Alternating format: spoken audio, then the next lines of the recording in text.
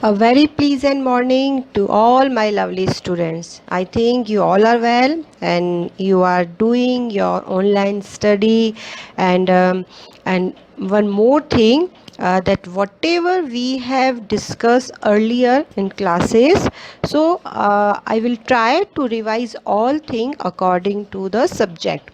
So in history, geography, civics, we have covered one chapter also. So previously, in your class 8th, you have two books, History Part 1 and History Part 2. But according to new edition, this book will be summarized in the one book, and in this book you have total 10 chapter. So we will consider Part 1, Chapter 1 to 5, and Part 2, 6 to 10. So we have done chapter number 1, how, when, and where. And now I'm starting the chapter number 6, weavers, iron smelters, and factory owners. So one chapter we will take the from part 1 and one we will take from part 2, just because these are the chapters and topics are interrelated with each other. So let's start chapter number 6, history, weavers, iron smelters, and factory owners. In chapter 6, weavers, iron smelter, and factory owners. This chapter tells us the story of the craft and industries of India during the British rule by focusing on two industries, namely textiles and iron and steel. इस chapter में हम यहाँ पे mainly दो industries की बात करेंगे. During the British rule क्या क्या डेवलपमेंट हुए, क्या क्या इसमें चेंजेस हुए. और दो इंडस्ट्रीज़ हैं, टेक्सटाइल इंडस्ट्री जिसे हम कपड़ा कह सकते हैं, कपड़े का जो भी वर्क होता था, स्पेशली कॉटन टेक्सटाइल्स की बात करेंगे, and iron and steel industry. Both these industries are crucial for the industrial revolution in the modern world. क्योंकि modern world में जो भी industrial revolution हुआ, इसमें दोनों industries की बहुत ज़्यादा importance थी. Mechanized production of cotton textile made Britain the foremost industrial nation in the 19th century. और ब्रिटिश में यानी कि ब्रिटेन में सबसे पहले ये इंडस्ट्रियल रिवॉल्यूशन हुआ जिसने पूरे वर्ल्ड में उसे बहुत इम्पोर्टेंस दी. And when it's iron and steel industry started growing from the 1850s, Britain come to be known as workshop of the world. अब जब ये इंडस्ट्री बहुत ज़्यादा डेवलप हुई, इंडस्ट्रियल रिवॉल्यूशन वहाँ स्टार्ट हुआ, उसके बाद डेवलपमेंट बढ़ता गया, तो ब्रिटेन को जाना जाने लगा वर्कशॉप ऑफ द वर्ल्ड. अब यहाँ पे क्वेश्चन आप फॉर्म कर सकते हैं, which country is known as the workshop of the world in 1850 century. So answer will be Britain, क्योंकि ब्रिटेन में सबसे पहले इंडस्ट्रियल रिवॉल्यूशन स्टार्ट हुआ था. The industrialization of Britain had a close connection with the conquest and the colonization of India. क्योंकि Britain का part था India, क्योंकि हमने चैप्टर नंबर 1 में एक वर्ड डिस्कस किया था, कोलोनाइजेशन. कॉलोनी यानी कि जब एक कंट्री दूसरी कंट्री को अपने अंडर में ले लेती है, यानी कि जो इंडिया जो था किसकी कॉलोनी था, ब्रिटेन की. तो इस ड्यूरेशन में कहीं ना कहीं इस इंडस्ट्रियल रिवॉल्यूशन के इफेक्ट उन सारी कंट्रीज़ पर पड़े जहाँ पर भी ब्रिटिश का रूल था या ब्रिटिश की जो भी कॉलोनीज थी वहाँ पर इसके इम्पैक्ट पड़े. एक और चीज़ यहाँ पर है कि जो ईस्ट इंडिया कंपनी है, जो सबसे पहले 1600 में इस्टेब्लिश हुई थी, ईस्ट इंडिया कंपनी इंडिया में जब आई थी, तो एज अ ट्रेडर वो क्या करने आए थे, सिर्फ ट्रेड करने. उनका इंटरेस्ट यहाँ पे रूल करने का नहीं था. ब्रिटिश यहाँ पर इसलिए नहीं आए थे, उन्हें यहाँ पे रूल करना था. वो सिर्फ यहाँ पर इसलिए आए थे कि वो अपने प्रोडक्ट्स, जो इंडस्ट्रियल रिवॉल्यूशन हुआ था, जो भी चीज़ें बन रही थी मशीनों से एक लार्ज लेवल पे बन रही थी, उसके लिए उन्हें सर्च थी एक मार्केट की, और इंडिया उनके लिए सिर्फ और सिर्फ एक मार्केट था. East India companies interested in trade lead to the occupation of territories and how the pattern of trade change over the decades. लेकिन डिकेड्स कहते हैं 10 ईयर के ड्यूरेशन को हम कहते हैं डिकेड्स। तो डिकेड्स यानी टाइम के अकॉर्डिंग क्या क्या ऐसे चेंज हुए उनके ट्रेड के पैटर्न में कि एक ट्रेडर यहाँ जो ट्रेड करने आए थे वो ट्रेडर क्या बन गए, यहाँ पे हमारे ओनर बन गए। In the late 80th century, the company was buying goods in India and exporting them to England and Europe. पहले लेट 19th सेंचुरी तक कंपनी जो है वो बाय करती थी, यानी गुड्स यहाँ हम कह सकते हैं जो रॉ मटेरियल है वो कलेक्ट करती थी और फिनिश प्रोडक्ट को यूरोप के मार्केट में बेचती थी, making profit through the cell.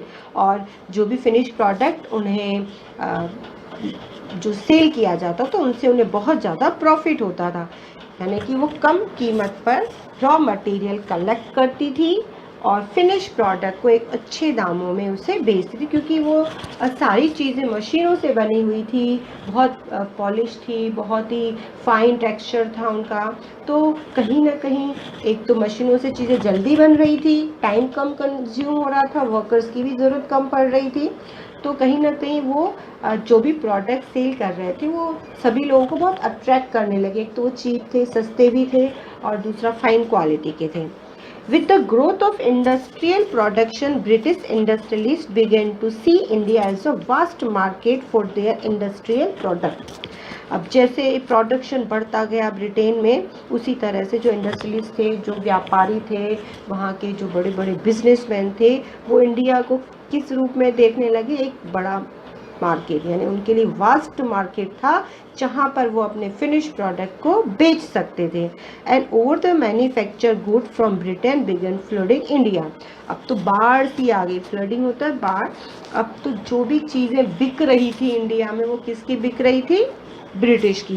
पहली बात, ब्रिटिश किसके अंडर में था, ब्रिटिश जो था उसने कॉलोनी बना रखा था, उसका जो पॉलिटिकल सोशल जितना भी कैप्चर उन्होंने इंडिया को कर रखा था, तो कोई रिस्ट्रिक्शन नहीं थी वहाँ से सामान को लाने में और ले जाने में, क्योंकि यहाँ पे रूल ब्रिटिश का था, तो ब्रिटिश का सामान जो था वो इजीली यहाँ पे बिक रहा था।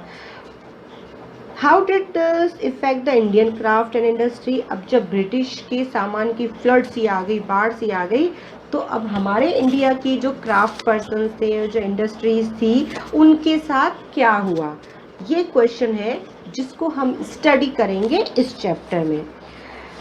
पहली बात, इंडिया का क्राफ्ट बहुत फेमस था, बहुत सारी ऐसी कंट्रीज थी जो यहाँ से सामान, यहाँ के फाइन गुड्स को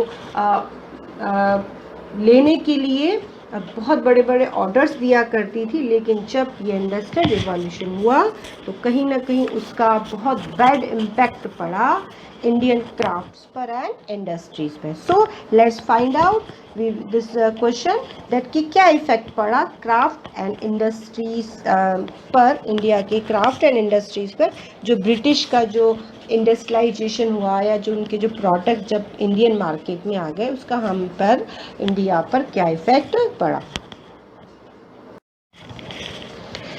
Now next topic of your chapter is Indian textiles and the world market. We have discussed that we will study the cotton and textile industry and iron and steel industry in this chapter. So let's first look at the textile production. सबसे पहले हम इस chapter में discuss करेंगे textile production के बारे में। Around 1750s, before the British conquered Bengal, India was by far the world largest producer of cotton textile. जब हमने battle of Plassey, battle of Buxar के बारे में भी किया था, जब बंगाल को सबसे पहले जीता ब्रिटिश ने, उस समय तक वर्ल्ड में सबसे लार्जेस्ट जो प्रोड्यूसर था कॉटन टेक्सटाइल, जो सबसे ज़्यादा बनाया जाता था, वो था India. Indian textile had long been renewed both for their fine quality and the exquisite craftsmanship, क्योंकि यहाँ की जो कॉटन टेक्सटाइल था बहुत फाइन क्वालिटी का था, यहाँ के क्राफ्ट जो पर्सन्स थे वो बहुत ही ज़्यादा एक्सपर्ट्स थे। They were extensively traded in the Southeast Asia, Java, Sumatra and the Penang. ये कुछ जगह के नाम है जहाँ पर बहुत ही ज़्यादा डिमांड थी इंडियन कॉटन टेक्सटाइल की and the west central Asia. From the 16th century European trading companies began buying Indian textile for the sale in Europe. अब सबसे पहले 16th century में मैंने बताया था 1600 पे ईस्ट इंडिया कंपनी इंडिया में आई थी, तो उन्होंने यहाँ से स्टार्ट किया इंडिया के टेक्सटाइल्स को खरीदना और उससे कहाँ बेचना शुरू किया, यूरोप में. यानी यहाँ से वो कॉटन टेक्सटाइल लेकर जाते थे और अपनी कंट्रीज़ में बेचते थे. Memories of the flourishing trade and the craftsmanship of Indian weavers is the preserve in the many words still current in the interesting to the trace current in the English and other languages. यानी कि इतना ज़्यादा famous था कि आज भी अगर हम देखें तो कई लोगों ने उन जो भी जो कॉटन टेक्सटाइल्स हैं उनके कई सारे सैम्पल्स हैं, उन्हें आज भी प्रिजर्व करके रखा गया है.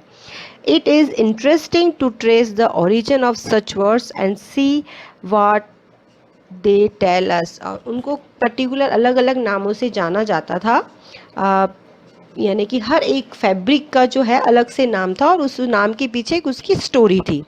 Now words tell us history. अब जो ये वर्ड यूज़ किए गए टेक्सटाइल के लिए, कपड़ों के लिए, उनसे हमें क्या पता चलता है, क्या हिस्ट्री के बारे में, वो उस वर्ड की उस पर्टिकुलर फैब्रिक की या कॉटन की हिस्ट्री को बताते हैं. European trade first encountered fine cotton cloth from the Indian carried by the Arab merchants in the Mosul in the present day Iraq. सबसे पहले यूरोप में जो इंडिया का कॉटन टेक्सटाइल पहुंचा वो एक अरब मर्चेंट्स के ज़रिए पहुंचा, जो जिसे मैसूल कहा जाता था, मोसूल, MOSUL, मोसूल कहा जाता था, जो प्रेजेंट डे कहाँ पर है, इराक में. So they began referring to all finally woven cloth textile as muslin. इसलिए क्योंकि जो मोसूल था जो प्रेजेंट इराक में है, इसलिए उस फैब्रिक का नाम उन्होंने क्या रख दिया, मुस्लिन. मुस्लिन वैसे मलमल का जो कपड़ा होता है उसके लिए यूज़ किया जाता है ये वर्ड, तो उसका नाम क्या रख दिया गया, muslin. Word that acquired white currency. एक ऐसा वर्ड जिसके लिए बहुत ज़्यादा पैसे की ज़रूरत होती है, बहुत ज़्यादा एक्सपेंसिव होता था वो. When the Portuguese first came to India in search of species they landed in the Calicut and Kerala coast in the south west India. सबसे पहले जो वास्को डिगामा हम पहले भी कर चुके, 1498 में वास्को डिगामा जो है वो यहाँ पर इंडिया का उसने रूट खोजा. उसके बाद कई सारे पुर्तगीज़, फ्रेंच, सब लोग इंडिया आए कहीं ना कहीं ट्रेड के एक्सेप्टेशन से. तो जब पुर्तगीज़ यहाँ पे सबसे पहले आए तो उन्होंने कहाँ पर लैंड किया, कैलिकट, जो केरला कोस्ट पर है. The cotton textile which they took back to Europe. अब जो पुर्तगीज़ वहाँ से जो टेक्सटाइल लेकर गए यूरोप में, अलॉन्ग विद स्पाइसेस जो थे, मसाले, वो भी लेकर जाते थे, क्योंकि दो ही ट्रेड सबसे ज़्यादा अट्रैक्ट करते थे, स्पाइसेस थे और दूसरा था textile. With the species came to be called calico. अब जब वो कैलिकट से जो फैब्रिक लेके गए तो उसका नाम उन्होंने क्या रख दिया, calico, drive from the Calicut. And subsequently calico comes to a general name of the cotton textile. और general name यानी कि एक common नाम दे दिया गया cotton textile को, calico. अब हमने यहाँ पे देखा कि मुस्लिन नाम कैसे पड़ा फैब्रिक का, calico जो है वो नाम कैसे पड़ा. There are many other words which point to the popularity of the Indian textile in Western market. ऐसे कई सारे नाम हैं जो बहुत पॉपुलर हुए इंडियन टेक्सटाइल्स के वेस्टर्न मार्केट में स्पेशली. यहाँ पे एक आपकी बुक में पिक्चर दे रखी है, Patola waves, mid 19th century. ये एक प्रिंट है जो उस फैब्रिक पे किया जाता था. दूसरी चीज़, in order that year was, यहाँ पर जो भी चीज़ें हैं, पटोला जो है ये भी एक नाम है. जिस तरह से हमने पढ़ा मुस्लिन, उसके बाद हमने पढ़ा कैलिको, उसी तरह पटोला वाज वुवन इन सूरत, सूरत में बनाया जाता था. सूरत गुजरात में, सब जानते हैं नाम. अहमदाबाद एंड पठान, ये कुछ पर्टिकुलर एरियाज थे जहाँ पर शुरू से ही इसे बनाया जाता था. हाईली वैल्यूड इन इंडोनेशिया, जिसकी इंडोनेशिया में बहुत ज़्यादा डिमांड होती थी. It become part of the local weavers tradition here. यहाँ के जो लोकल से लोकल ट्रेडर्स भी जो थे सूरत के, अहमदाबाद के और पठान के, वो इसको बनाते थे और उसको सेल करते थे। पटोला, यहाँ पे देखिए एलिफेंट की एक शेप बनी हुई है इस पिक्चर में। इसके बाद हम दूसरी, East India Company sent two representative in Calicut in 1730। अब ईस्ट इंडिया कंपनी ने अपना ही रिप्रेजेंटेटिव भेजा कैलकटा में। कोलकाता का पुराना नाम था Calcutta. In order that year was for the 5,89,000 PCs of cloth. अब इसमें एक ऑर्डर बुक है, आपकी बुक में दे रखा है, एक ऑर्डर बुक है कि उन्होंने इतने सारे पीसेस के क्लॉथ का क्या दिया था, ऑर्डर दिया था। Browsing through the order book you would seen at least 98 variety of cotton and silk cloth, यानी कि इतने सारे जो पीसेस के कॉटन पीसेस के जो ऑर्डर दिए ईस्ट इंडिया कंपनी में, उसमें उस टेक्सटाइल की 98 वेराइटीज़ थी, जिसमें कॉटन भी था और सिल्क क्लॉथ भी थे। These were known by their common name in the European trade as piece goods. उसे क्या कहा जाता था, piece goods. Usually woven cloth pieces that were 20 yards long and 1 yards wide. ये मेज़रमेंट है जो भी थ्रेड था या फिर जो लूम उनको दिया जाता था उसका। यहाँ देखिए ये पूरा ऑर्डर बुक है, और ये ऑर्डर बुक जो थी इसमें इतनी सारी वैरायटी जिसको पूरा करने में सालों लग जाते थे। यानी इंडिया का कॉटन टेक्सटाइल जो था वो बहुत ही ज़्यादा डेवलप था, जिसकी सिर्फ अरेबियन कंट्री ही नहीं बल्कि यूरोप में भी डिमांड जो थी वो बढ़ती ही जा रही थी। Tell me pretty lies, look me in the face, tell me that you love me, even if it's fake.